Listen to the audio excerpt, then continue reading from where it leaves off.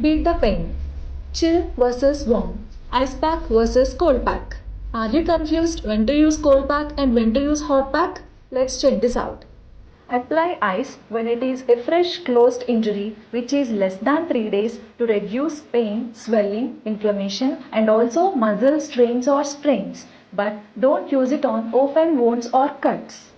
Apply heat after 72 hours of injury to reduce pain, stiffness and soreness. To all the fitness freaks, here is a pro tip. Use ice water bath after your intense workout to reduce muscle soreness and inflammation. And use hot water bath before your workout to reduce muscle tension and to increase blood flow and flexibility. Remember, always listen to your body. If you are feeling any discomfort, tingling sensation, or numbness, don't use any of these. Anyways, we are always here to help you.